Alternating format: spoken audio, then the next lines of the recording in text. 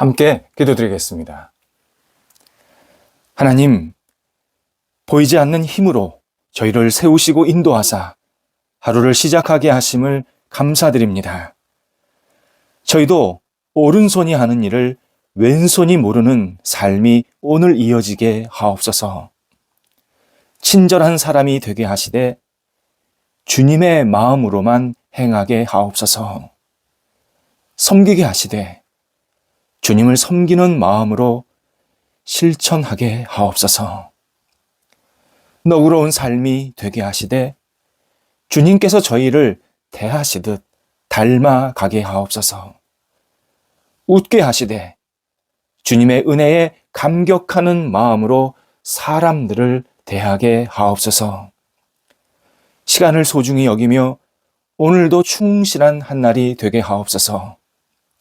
믿음을 귀하게 여기며 삶을 믿음으로 승리하게 하옵소서. 희망을 붙잡으며 주신 인생 여정에 밝은 빛이 드러나는 복이 있는 날 되게 하옵소서. 병상에 있는 사랑하는 환우들 붙잡아 주옵소서. 그리스도의 거룩한 능력의 손길, 치유의 손길이 임하여 주셔서 주님을 바라보게 하시고 의지하게 하시고 주께서 허락하시는 생명의 역사가 오늘도 채워지게 하옵소서. 영적으로 무력하지 않게 하시고 주님을 의지하며 모든 역할들을 잘 감당하며 다시 주 앞에 희망을 갖고 치료받으실 수 있는 시간들 되게 하시고 가류하는 과정 속에서 진찰받는 모든 과정들 속에서 하나님의 섬세한 손길을 경험케 하옵소서.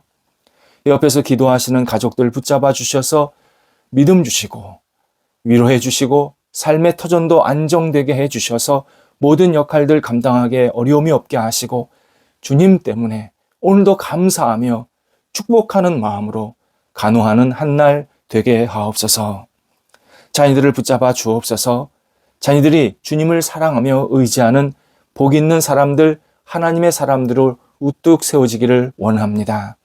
자녀들 마음속에 거룩한 하나님의 나라가 품게 되게 하시고 하나님의 뜻에 합당한 그릇 되게 하시고 주의 복을 누릴 수 있는 넉넉한 사람 되게 해주셔서 온 자녀들이 하나님의 사람으로 빛을 발하도록 인도하옵소서. 믿음의 뿌리가 깊어지게 하시고 어릴 때부터 하나님을 경외하며 의지하는 하나님의 사람으로 자라가게 하시며 학업에 있을 때에 하나하나 집중해서 최선을 다하게 하사 미래를 준비하게 하시고 하나님의 뜻을 이룰 수 있는 모든 역할들을 감당하도록 인도하옵소서. 좋은 선생님, 친구들 계속 만나서 교제하며 꿈을 키울 수 있도록 인도하옵소서. 장래의 문제, 또 직장과 일, 만남의 문제 때문에 계속 기도하는 자녀들도 있사오니 도우셔서 이 일을 배워나갈 때에 지혜를 덧입혀 주시고 앞을 향해서 힘차게 추진해 나갈 수 있는 열정이 있게 하시고 문이 열리게 하시고 만남의 복도 있게 해주셔서 자녀들이 하나님께 마음껏 은혜 받고 살아갈 수 있도록 오늘도 붙잡아 주옵소서. 일터를 하나님께서 사랑으로 이끌어 주옵소서. 성도들의 있는 일터가 오늘도 예수님의 이름을 높여드리며 하나님께 기쁨이 돌려지는 일터가 되기를 간절히 원합니다. 하나님 나라에 쓰임받는 일터, 주의 기쁨이, 사랑이, 은혜가 많은 사람들에게 전달되는 복의 통로로서의 일터, 하나님께 주신 열매로 말미암아 마음껏 분복을 누릴 수 있는 하나님께 아름답게 세워지는 귀한 일터로 오늘도 붙잡아 주셔서 일터 속에서 하나님의 밝은 빛이 오늘도 빛나게 하옵소서. 여러 교류들이 있습니다. 시작된 거래와 투자들 계속해서 잘 진행되고 마무리될 수 있게 해주시옵시고 새로운 계획을 갖고 교류하는 시간들도 있사오니 도우셔서 그 만남 속에서 하나님의 큰 영광을 돌려드릴 수 있게 도와주시고 함께 손을 잡고 주의 뜻에 합당한 우리 모든 교류가 될 수 있도록 인도하옵소서. 도전하는 성도들 붙잡아 주셔서 힘차게 앞을 향해 나아가게 하시고 열매를 기다리는 우리 성도들 일터들도 있사오니 하나님께서 친히 크신 열매로 채워지게 하옵소서. 출타하는 성도들 오고 갈 때에 성령이 동행하여 주시고 기쁨과 감사함으로 잘 다녀오실 수 있도록 인도하옵소서. 하나님, 저희 대한민국이 정직하고 진실을 소중히 여기는 나라 되게 하옵소서. 불의하고 거짓과 잘못된 것을 옹호하는 그러한 마음 생기지 않게 하시고 정말 온전하고 신실하고 그리고 충성스럽게 사는 사람들이 존경받고 칭찬받는 하나님이 기뻐하시는 나라가 될 수 있게 하옵소서. 불법과 불의는 물러가게 하여 주시옵시고 하나님이 주신 이 삶의 터전에서 하나님께 영광 돌려드릴 수 있는 신실한 마음이 있게 해주셔서 부족함은 다시 주의 능력 가운데 채워지게 하시되 부족함을 자랑하지 않게 하시고 오직 하나님께서 주시는 능력으로 겸손하게 주님을 따라가며 이 땅에서 마음껏 백성들이 자신의 역할을 신실하게 감당할 수 있도록 인도하여 주시옵소서. 저희 대한민국 속에 건강한 하나님이 주시는 상식이 있게 하여 주셔서 진리 위에 굳건히 서서 하나님께 영광 돌리는 나라가 될 수 있도록 다시 온전히 세워지도록 인도하여 주옵소서. 오늘 성도들 주님 안에 거하는 한날 되게 하옵소서. 주께서 주신 사랑, 은혜, 진리를 소중히 여기면서 맡겨진 자리에서 최선을 다하게 하시고 성도들이 있는 곳에 하나님의 거룩한 뜻이 있도록 인도하옵소서. 예수님의 이름으로 기도드립니다. 아멘. 오늘 우리에게 주시는 하나님의 말씀은 신약성경 마태복음 10장 29절에서 31절까지의 말씀입니다. 마태복음 10장 29절에서 31절 말씀입니다. 살아계신 하나님의 말씀을 봉독합니다. 참새 2마리가 한 아사리온에 팔리지 않느냐? 그러나 너희 아버지께서 허락하지 아니하시면 그 하나도 땅에 떨어지지 아니하리라. 너희에게는 머리털까지 다 세신 바 되었나니 두려워하지 말라. 너희는 많은 참새보다 귀하니라. 아멘. 인생이란 꼭대기에서 바라볼 때 가장 아름답다. 한 창업주가 신입사원 환영식에서 한 말입니다. 그 신입사원이 훗날 그 회사 한 부분에서 사장이 되고 퇴사해서는 자기 자신의 회사를 차리게 됩니다. 그 회사가 세계 최초의 커피 믹스를 만든 동서식품이었다고 합니다. 우리는 이런 담화를 들으면 역시 사람은 꼭대기에 올라가야 해. 성공해야 해. 그래야 사람들의 인정과 존경을 받아. 존재 가치가 높아져. 이런 생각을 자연스럽게 하게 됩니다. 사람들은 나는 중요한 존재인가? 나는 얼마나 존재 가치가 있는가?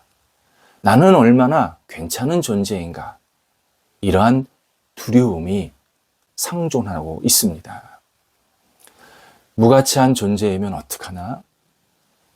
연기처럼 사라지면 어떡하나? 내가 기여도가 빵점이면 어떡하나? 들고 나는 것을 아무도 모르면 어떡하나? 전전긍긍하면서 겁을 냅니다.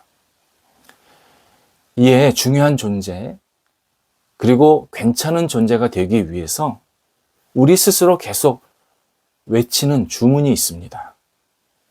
높아져라, 높아져라. 많아져라, 많아져라. 지금도 얼마나 많은 사람들이 자신의 존재 가치를 드러내기 위해서 높아지고, 많아지고, 많아지고, 높아지고. 이러한 일들을 반복해서 행하는지 모릅니다. 어떤 이는 자신이 유명인들을 많이 안다고 그 이름들을 대화 중에 계속 거들먹거립니다. 누군가를 부를 때는 우리 주변에서 사장, 회장, 박사, 직함이 난무합니다. 영상 매체의 조회수를 올리기 위해서 무슨 행동이라도 하는 그러한 정말 어처구니 없는 모습들도 우리는 목격하고 있습니다. 하나님을 믿지 않았던 철학자 헤겔이요, 인간의 이런 단면을 아주 정확하게 갈파하고 인간은 인정을 갈구하는 존재다. 이렇게 정의하기도 했습니다. 무신론자였던 버트란트 러셀도 이런 말을 합니다. 사람이 죽고 나면 뼈는 모두 썩어 문드러지고 자아는 한 톨 남지도 않게 된다. 그러니 이 땅에 있을 때 인정받아라. 예전에 한 이탈리아 유명 브랜드의 디자이너였던 사람이 쓴 글을 읽은 적이 있습니다. 글의 내용은 자서전적인 내용이 들어가 있고 또 업무에 관한 일들이 들어 있었습니다. 이렇게 이야기를 합니다.